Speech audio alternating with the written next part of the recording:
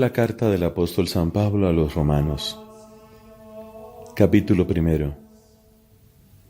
Carta de Pablo, servidor de Jesucristo, llamado el apóstol y elegido para anunciar la buena noticia de Dios, que Él había prometido por medio de sus profetas en las Sagradas Escrituras, acerca de su Hijo Jesucristo nuestro Señor, nacido de la estirpe de David según la carne, y constituido Hijo de Dios con poder, según el Espíritu Santificador, por su resurrección de entre los muertos. Por Él hemos recibido la gracia y la misión apostólica, a fin de conducir a la obediencia de la fe para la gloria de su nombre a todos los pueblos paganos, entre los cuales se encuentran también ustedes, que han sido llamados por Jesucristo. A todos los que están en Roma, amados de Dios, llamados a ser santos, llegue la gracia y la paz que proceden de Dios nuestro Padre y el Señor Jesucristo.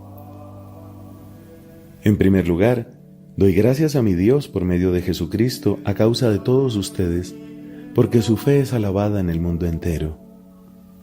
Dios, a quien tributo un culto espiritual anunciando la buena noticia de su Hijo, es testigo de que yo los recuerdo constantemente, pidiendo siempre en mis oraciones que pueda encontrar, si Dios quiere, la ocasión favorable para ir a visitarlos. Porque tengo un gran deseo de verlos, a fin de comunicarles algún don del Espíritu que los fortalezca, mejor dicho, a fin de que nos reconfortemos unos a otros por la fe que tenemos en común. Hermanos, quiero que sepan que muchas veces intenté visitarlos para recoger algún fruto también entre ustedes, como lo he recogido en otros pueblos paganos, pero hasta ahora no he podido hacerlo. Yo me debo tanto a los griegos como a los que no lo son, a los sabios como a los ignorantes. De ahí mi ardiente deseo de anunciarles la buena noticia también a ustedes, los que habitan en Roma. Yo no me avergüenzo del Evangelio porque es el poder de Dios para la salvación de todos los que creen, de los judíos en primer lugar y después de los que no lo son. En el Evangelio se revela la justicia de Dios por la fe y para la fe, conforme a lo que dice la Escritura: el justo vivirá por la fe. En efecto, la ira de Dios se revela desde el cielo contra la impiedad y la injusticia de los hombres que por su injusticia retienen prisionera la verdad. Porque todo cuanto se puede conocer acerca de Dios está patente ante ellos. Dios mismo se lo dio a conocer, ya que sus atributos invisibles, su poder eterno y su divinidad, se hacen visibles a los ojos de la inteligencia desde la creación del mundo por medio de sus obras. Por lo tanto, aquellos no tienen ninguna excusa. En efecto, habiendo conocido a Dios, no lo glorificaron ni le dieron gracias como corresponde. Por el contrario, se extraviaron en vanos razonamientos y su mente insensata quedó en la oscuridad. Haciendo alarde de sabios, se convirtieron en necios y cambiaron la gloria del Dios incorruptible por imágenes que representan a hombres corruptibles, aves, cuadrúpedos y reptiles. Por eso, dejándolos abandonados a los deseos de su corazón, Dios los entregó a una impureza que deshonraba sus propios cuerpos, ya que han sustituido la verdad de Dios por la mentira, adorando y sirviendo a las criaturas en lugar del Creador, que es bendito eternamente. Amén. Por eso Dios los entregó también a pasiones vergonzosas. Sus mujeres cambiaron las relaciones naturales por otras contrarias a la naturaleza. Del mismo modo, los hombres, dejando la relación natural con la mujer, ardieron en deseos los unos por los otros, teniendo relaciones deshonestas entre ellos y recibiendo en sí mismos la retribución merecida por su extravío. Y como no se preocuparon por reconocer a Dios, Él los entregó a su mente depravada para que hicieran lo que no se debe.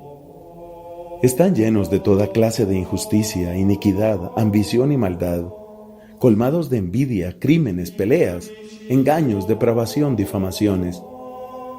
Son detractores, enemigos de Dios, insolentes, arrogantes, vanidosos, hábiles para el mal, rebeldes con sus padres, insensatos, desleales, insensibles, despiadados, y a pesar de que conocen el decreto de Dios, que declara dignos de muerte a los que hacen estas cosas, no solo las practican, sino que también aprueban a los que las hacen. Capítulo 2. Por eso, tú que pretendes ser juez de los demás, no importa quién seas, no tienes excusa, porque al juzgar a otros, te condenas a ti mismo, ya que haces lo mismo que condenas. Sabemos que Dios juzga de acuerdo con la verdad a los que se comportan así. Tú que juzgas a los que hacen esas cosas e incurres en lo mismo, ¿acaso piensas librarte del juicio de Dios? ¿O desprecias la riqueza de la bondad de Dios, de su tolerancia y de su paciencia, sin reconocer que esa bondad te debe llevar a la conversión? Por tu obstinación en no querer arrepentirte, vas acumulando ira para el día de la ira, cuando se manifiesten los justos juicios de Dios, que retribuirá a cada uno según sus obras. Él dará la vida eterna a los que por su constancia en la práctica del bien buscan la gloria, el honor y la inmortalidad. En cambio, castigará con la ira y la violencia a los rebeldes, a los que no se someten a la verdad y se dejan arrastrar por la injusticia. Es decir, habrá tribulación y angustia para todos los que hacen el mal, para los judíos en primer lugar, y también para los que no lo son. Y habrá gloria, honor y paz para todos los que obran el bien, para los judíos en primer lugar, y también para los que no lo son, porque Dios no hace acepción de personas.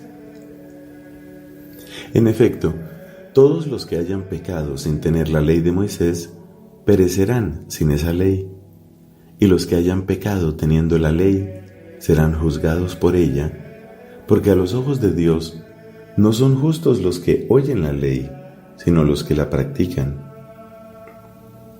Cuando los paganos que no tienen ley, guiados por la naturaleza, cumplen las prescripciones de la ley, aunque no tengan ley, ellos son ley para sí mismos y demuestran que lo que ordena la ley está inscrito en sus corazones. Así lo prueba el testimonio de su propia conciencia, que unas veces los acusa y otras los disculpa, hasta el día en que Dios juzgará las intenciones ocultas de los hombres por medio de Cristo Jesús, conforme a la buena noticia que yo predico. Pero tú, que te precias de ser judío, tú que te apoyas en la ley y te glorías en Dios, tú que dices conocer su voluntad e instruido por la ley pretendes discernir lo mejor, presumiendo ser guía de ciegos y luz para los que andan en tinieblas, tú que instruyes a los ignorantes y eres maestro de los simples, porque tienes en la ley la norma de la ciencia y de la verdad. Tú que enseñas a los otros, no te enseñas a ti mismo. Tú que condenas el adulterio, también lo cometes. Tú que aborreces a los ídolos, saqueas sus templos. Tú que te glorías en la ley, deshonras a Dios, violando la ley. Porque, como dice la Escritura, por culpa de ustedes, el nombre de Dios es blasfemado entre las naciones. La circuncisión es útil si practicas la ley, pero si no la practicas, es lo mismo que si fueras un incircunciso. Al contrario, el que no está circuncidado, pero observa las prescripciones de la ley, será tenido por un verdadero circunciso. Más aún, el que físicamente no está circuncidado, pero observa la ley, te juzgará a ti que teniendo la letra de la ley y la circuncisión, no practicas la ley. Porque no es verdadero judío el que lo es exteriormente, ni la verdadera circuncisión es la que se nota en la carne. El verdadero judío lo es interiormente, y la verdadera circuncisión es la del corazón, la que se hace según el Espíritu y no según la letra de la ley. A éste le corresponde la alabanza, no de los hombres, sino de Dios. Capítulo 3. ¿Cuál es entonces la superioridad del judío? ¿Y qué utilidad tiene la circuncisión? Las ventajas son muchas desde todo punto de vista. Ante todo, Dios confió su palabra a los judíos. ¿Y qué importa que algunos no hayan creído? ¿Acaso su incredulidad anulará la fidelidad de Dios? De ninguna manera. Dios es veraz y todo hombre mentiroso, porque como dice la Escritura, serás reconocido como justo por lo que dices y triunfarás cuando seas juzgado. Ahora bien, si nuestra injusticia hace resaltar la justicia de Dios, ¿qué conclusión sacaremos? ¿Dios será injusto, me expreso en términos humanos, al dar libre curso a su ira? De ningún modo. De lo contrario, ¿cómo podría Dios juzgar al mundo? Pero si con mi mentira la verdad de Dios sale ganando para gloria suya, ¿por qué todavía voy a ser condenado como pecador? ¿O debemos hacer el mal para que resulte el bien, como algunos calumniadores nos hacen decir? Estos sí merecen ser condenados. En definitiva, entonces, ¿somos o no superiores a los paganos? De ninguna manera. Porque acabamos de probar que todos están sometidos al pecado, tanto los judíos como los que no lo son. Así lo afirma la Escritura. No hay ningún justo, ni siquiera uno. No hay nadie que comprenda, nadie que busque a Dios. Todos están extraviados, igualmente corrompidos. Nadie practica el bien, ni siquiera uno solo. Su garganta es un sepulcro abierto. Engañan con su lengua. Sus labios destilan veneno de víboras. Su boca está llena de maldición y amargura. Sus pies son rápidos para derramar sangre. En sus caminos hay ruina y miseria. No conocen la senda de la paz. El temor de Dios no está ante sus ojos. Ahora bien, nosotros sabemos que todo lo que dice la ley es válido solamente para los que están bajo la ley, a fin de que nadie pueda alegar inocencia y todo el mundo sea reconocido culpable delante de Dios. Porque a los ojos de Dios, nadie será justificado por las obras de la ley, ya que la ley se limita a hacernos conocer el pecado. Pero ahora, sin la ley, se ha manifestado la justicia de Dios atestiguada por la ley y los profetas. La justicia de Dios por la fe en Jesucristo para todos los que creen. Porque no hay ninguna distinción. Todos han pecado y están privados de la gloria de Dios. Pero son justificados gratuitamente por su gracia, en virtud de la redención cumplida en Cristo Jesús. Él fue puesto por Dios como instrumento de propiciación por su propia sangre, gracias a la fe. De esa manera, Dios ha querido mostrar su justicia. En el tiempo de la paciencia divina, pasando por alto los pecados cometidos anteriormente, y en el tiempo presente, siendo justo y justificando a los que creen en Jesús. ¿Qué derecho hay entonces para gloriarse? Ninguno. Pero ¿en virtud de qué ley se excluye ese derecho? ¿Por la ley de las obras? No, sino por la ley de la fe. Porque nosotros estimamos que el hombre es justificado por la fe, sin las obras de la ley. ¿Acaso Dios es solamente el Dios de los judíos? ¿No lo es también de los paganos? Evidentemente que sí, porque no hay más que un solo Dios, que justifica por medio de la fe, tanto a los judíos circuncidados como a los paganos incircuncisos. Entonces, ¿por medio de la fe anulamos la ley? Ni pensarlo. Por el contrario, la confirmamos. Capítulo 4. ¿Y qué diremos de Abraham, nuestro padre según la carne? Si él hubiera sido justificado por las obras, tendría de qué gloriarse, pero no delante de Dios. Porque, ¿qué dice la Escritura? Abraham creyó en Dios y esto le fue tenido en cuenta para su justificación. Ahora bien, al que trabaja, no se le da el salario como un regalo, sino como algo que se le debe.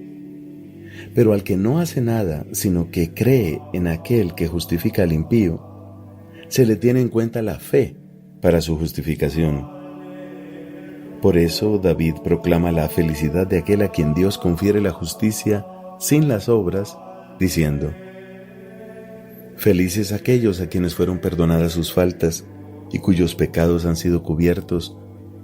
Feliz el hombre a quien Dios no le tiene en cuenta su pecado.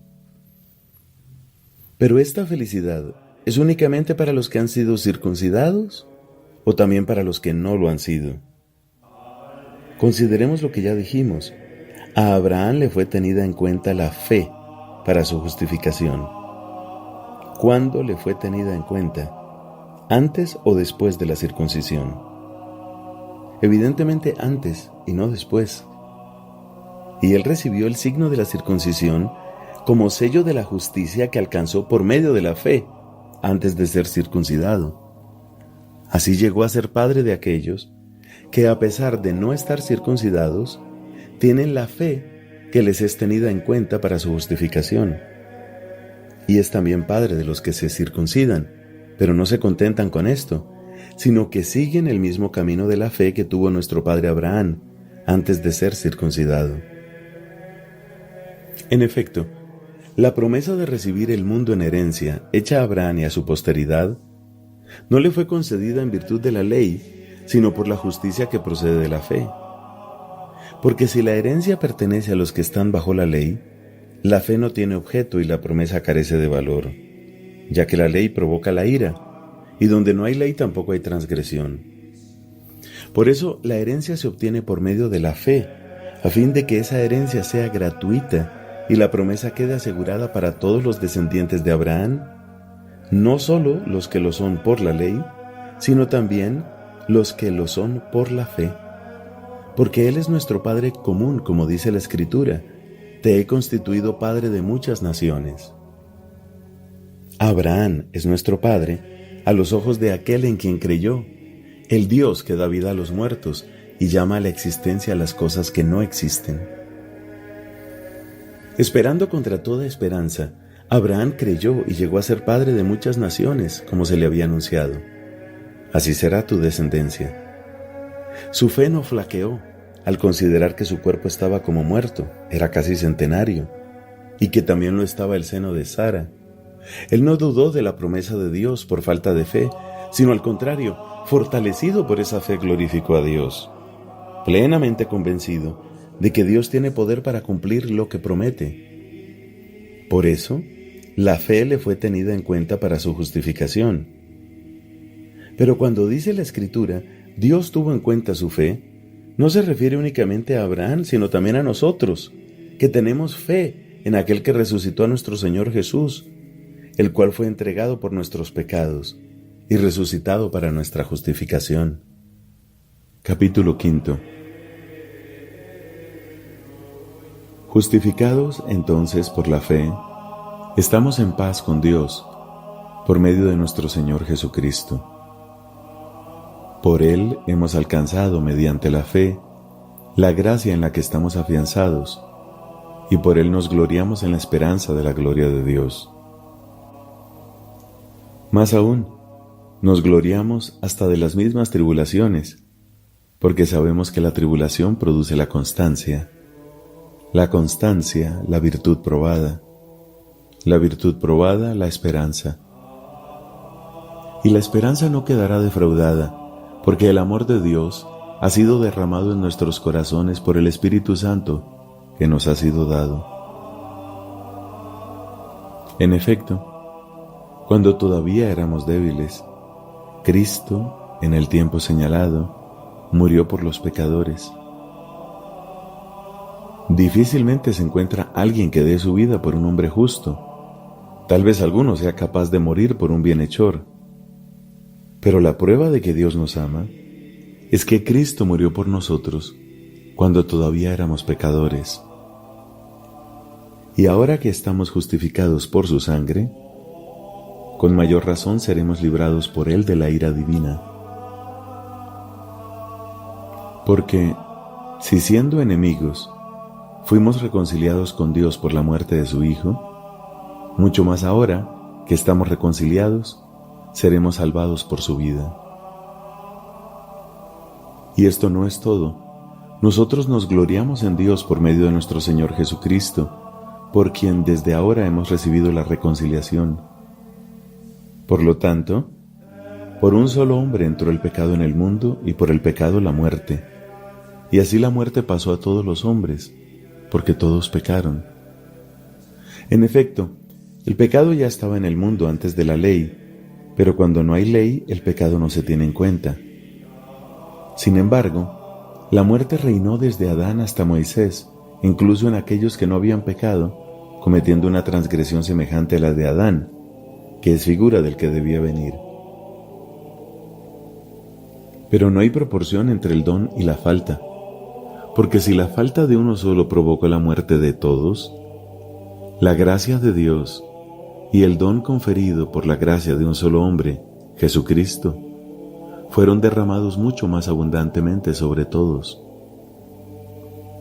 Tampoco se puede comparar ese don con las consecuencias del pecado cometido por un solo hombre, ya que el juicio de condenación vino por una sola falta, mientras que el don de la gracia lleva a la justificación después de muchas faltas.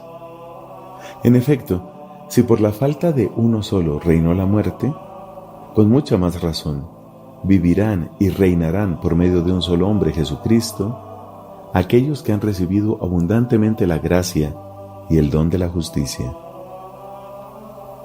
Por consiguiente, así como la falta de uno solo causó la condenación de todos, también el acto de justicia de uno solo producirá para todos los hombres la justificación que conduce a la vida.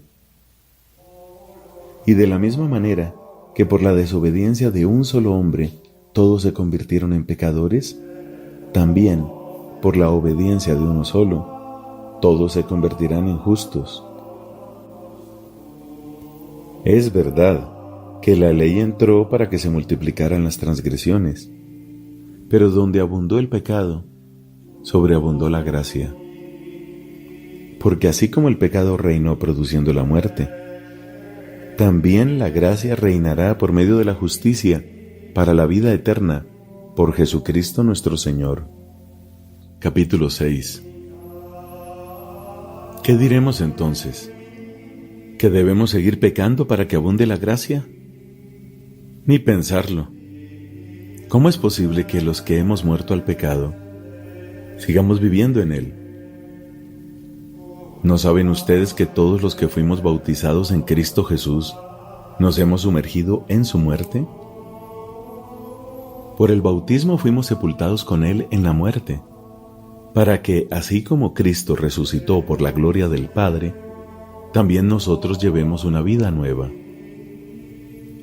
Porque si nos hemos identificado con Cristo por una muerte semejante a la suya, también nos identificaremos con Él en la resurrección. Comprendámoslo. Nuestro hombre viejo ha sido crucificado con Él, para que fuera destruido este cuerpo de pecado y así dejáramos de ser esclavos del pecado. Porque el que está muerto no debe nada al pecado. Pero si hemos muerto con Cristo, creemos que también viviremos con Él. Sabemos que Cristo, después de resucitar, no muere más, porque la muerte ya no tiene poder sobre Él. Al morir, Él murió al pecado una vez por todas, y ahora que vive, vive para Dios. Así también ustedes, considérense muertos al pecado y vivos para Dios en Cristo Jesús. No permitan que el pecado reine en sus cuerpos mortales, obedeciendo a sus bajos deseos, ni hagan de sus miembros instrumentos de injusticia al servicio del pecado, sino ofrézcanse ustedes mismos a Dios, como quienes han pasado de la muerte a la vida, y hagan de sus miembros instrumentos de justicia al servicio de Dios. Que el pecado no tenga más dominio sobre ustedes, ya que no están sometidos a la ley sino a la gracia. Entonces, ¿qué? ¿Vamos a pecar porque no estamos sometidos a la ley sino a la gracia? De ninguna manera. ¿No saben que al someterse a alguien como esclavos para obedecerle, se hacen esclavos de aquel a quien obedecen, sea del pecado que conduce a la muerte, sea de la obediencia que conduce a la justicia? Pero gracias a Dios ustedes, después de haber sido esclavos del pecado, han obedecido de corazón a la regla de doctrina a la cual fueron confiados, y ahora liberados del pecado, han llegado a ser servidores de la justicia. Voy a hablarles de una manera humana, teniendo en cuenta la debilidad natural de ustedes. Si antes entregaron sus miembros haciéndolos esclavos de la impureza y del desorden hasta llegar a sus excesos, pónganlos ahora al servicio de la justicia, para alcanzar la santidad. Cuando eran esclavos del pecado, ustedes estaban libres con respecto de la justicia. Pero ¿qué provecho sacaron entonces de las obras que ahora los avergüenzan? El resultado de esas obras es la muerte. Ahora, en cambio, ustedes están libres del pecado y sometidos a Dios. El fruto de esto es la santidad y su resultado, la vida eterna. Porque el salario del pecado es la muerte, mientras que el don gratuito de Dios es la vida eterna en Cristo Jesús nuestro Señor. Capítulo 7. ¿Acaso ustedes ignoran, hermanos, hablo a gente que entiende de leyes, que el hombre está sujeto a la ley únicamente mientras vive? Así, una mujer casada permanece ligada por la ley a su esposo mientras él viva, pero al morir el esposo, queda desligada de la ley que la unía a él. Por lo tanto, será tenida por adúltera si en vida de su marido se une a otro hombre. En cambio, si su esposo muere, quedará desligada de la ley y no será considerada adúltera si se casa con otro hombre. De igual manera, hermanos, por la unión con el cuerpo de Cristo, ustedes han muerto a la ley para pertenecer a otro, a aquel que resucitó, a fin de que podamos dar frutos para Dios. Porque, mientras vivíamos según la naturaleza carnal, las malas pasiones, estimuladas por la ley, obraban en nuestros miembros para hacernos producir frutos de muerte. Pero ahora, muertos a todo aquello que nos tenía esclavizados, hemos sido liberados de la ley, de manera que podemos servir a Dios con un espíritu nuevo, y no según una letra envejecida. ¿Diremos entonces que la ley es pecado? De ninguna manera, pero yo no hubiera conocido el pecado si no fuera por la ley. En efecto, hubiera ignorado la codicia si la ley no dijera no codiciarás. Pero el pecado, aprovechando la oportunidad que le daba el precepto, provocó en mí toda suerte de codicia, porque sin la ley el pecado es cosa muerta. Hubo un tiempo en que yo vivía sin ley, pero al llegar el precepto tomó vida el pecado, y yo en cambio morí. Así resultó que el mandamiento que debía darme la vida, me llevó a la muerte. Porque el pecado, aprovechando la oportunidad que le daba el precepto, me sedujo, y por medio del precepto, me causó la muerte. De manera que la ley es santa, como es santo, justo y bueno el precepto. ¿Pero es posible que lo bueno me cause la muerte? De ningún modo. Lo que pasa es que el pecado, a fin de mostrarse como tal, se valió de algo bueno para causarme la muerte, y así el pecado, por medio del precepto, llega a la plenitud de su malicia. Porque sabemos que la ley es espiritual, pero yo soy carnal y estoy vendido como esclavo al pecado. Y ni siquiera entiendo lo que hago, porque no hago lo que quiero, sino lo que aborrezco. Pero si hago lo que no quiero, con eso reconozco que la ley es buena. Pero entonces no soy yo quien hace eso, sino el pecado que reside en mí. Porque sé que nada bueno hay en mí, es decir, en mi carne. En efecto, el deseo de hacer el bien está a mi alcance, pero no el realizarlo. Y así, no hago el bien que quiero, sino el mal que no quiero. Pero cuando hago lo que no quiero, no soy yo quien lo hace, sino el pecado que reside en mí. De esa manera vengo a descubrir esta ley. Queriendo hacer el bien se me presenta el mal. Porque de acuerdo con el hombre interior me complazco en la ley de Dios, pero observo que hay en mis miembros otra ley que lucha contra la ley de mi razón y me ata a la ley del pecado que está en mis miembros. ¡Ay de mí! ¿Quién podrá librarme de este cuerpo que me lleva a la muerte? Gracias a Dios por Jesucristo nuestro Señor. En una palabra, con mi corazón sirvo a la ley de Dios, pero con mi carne sirvo a la ley del pecado. Capítulo 8. Por lo tanto, ya no hay condenación para aquellos que viven unidos a Cristo Jesús. Porque la ley del Espíritu, que da la vida, me libró en Cristo Jesús de la ley del pecado y de la muerte. Lo que no podía hacer la ley, reducida a la impotencia por la carne, Dios lo hizo, enviando a su propio Hijo en una carne semejante a la del pecado y como víctima por el pecado. Así, Él condenó el pecado en la carne para que la justicia de la ley se cumpliera en nosotros, que ya no vivimos conforme a la carne, sino al Espíritu. En efecto, los que viven según la carne desean lo que es carnal. En cambio, los que viven según el Espíritu desean lo que es espiritual. Ahora bien, los deseos de la carne conducen a la muerte, pero los deseos del Espíritu conducen a la vida y a la paz, porque los deseos de la carne se oponen a Dios, ya que no se someten a su ley ni pueden hacerlo. Por eso los que viven de acuerdo con la carne no pueden agradar a Dios. Pero ustedes no están animados por la carne, sino por el Espíritu, dado que el Espíritu de Dios habita en ustedes.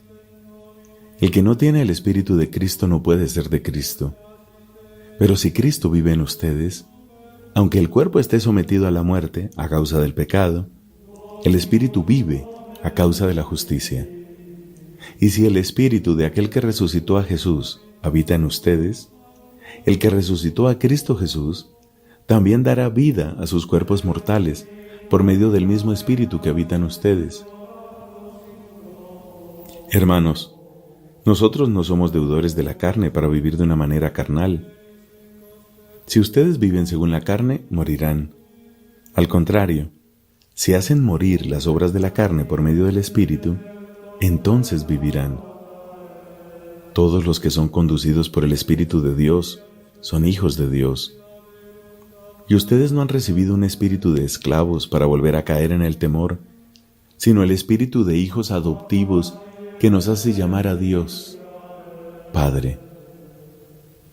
El mismo Espíritu se une a nuestro espíritu para dar testimonio de que somos hijos de Dios. Si somos hijos, también somos herederos, herederos de Dios y coherederos de Cristo, porque sufrimos con Él, para ser glorificados con Él. Yo considero que los sufrimientos del tiempo presente no pueden compararse con la gloria futura que se revelará en nosotros. En efecto, toda la creación espera ansiosamente esta revelación de los hijos de Dios. Ella quedó sujeta a la vanidad, no voluntariamente, sino por causa de quien la sometió, pero conservando una esperanza. Porque también la creación será liberada de la esclavitud de la corrupción, para participar de la gloriosa libertad de los hijos de Dios. Sabemos que la creación entera hasta el presente gime y sufre dolores de parto. Y no solo ella, también nosotros que poseemos las primicias del Espíritu, gemimos interiormente, anhelando que se realice la redención de nuestro cuerpo, porque solamente en esperanza estamos salvados. Ahora bien, cuando se ve lo que se espera, ya no se espera más. ¿Acaso se puede esperar lo que se ve? En cambio, si esperamos lo que no vemos, lo esperamos con constancia. Igualmente, el mismo Espíritu viene en ayuda de nuestra debilidad, porque no sabemos orar como es debido, pero el Espíritu intercede por nosotros con gemidos inefables. Y el que sondea los corazones conoce el deseo del Espíritu y sabe que su intercesión en favor de los santos está de acuerdo con la voluntad divina.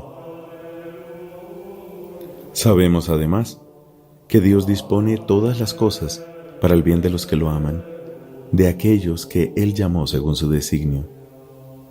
En efecto, a los que Dios conoció de antemano, los predestinó a reproducir la imagen de su Hijo, para que Él fuera el primogénito entre muchos hermanos. Y a los que predestinó también los llamó, y a los que llamó también los justificó, y a los que justificó también los glorificó. ¿Qué diremos después de todo esto? Si Dios está con nosotros, ¿quién estará contra nosotros? El que no escatimó a su propio Hijo, sino que lo entregó por todos nosotros, ¿no nos concederá con Él toda clase de favores? ¿Quién podrá acusar a los elegidos de Dios? Dios es el que justifica. ¿Quién se atreverá a condenarlos? ¿Será acaso Jesucristo, el que murió Más aún, el que resucitó y está a la derecha de Dios e intercede por nosotros. ¿Quién podrá entonces separarnos del amor de Cristo? Las tribulaciones, las angustias, la persecución, el hambre, la desnudez, los peligros, la espada. Como dice la Escritura, por tu causa somos entregados continuamente a la muerte. Se nos considera como a ovejas destinadas al matadero. Pero en todo esto obtenemos una amplia victoria, gracias a aquel que nos amó. Porque tengo la certeza de que ni la muerte, ni la vida, ni los ángeles, ni los principados, ni lo presente, ni lo futuro, ni los poderes espirituales, ni lo alto, ni lo profundo, ni ninguna otra criatura podrá separarnos jamás del amor de Dios, manifestado en Cristo Jesús nuestro Señor.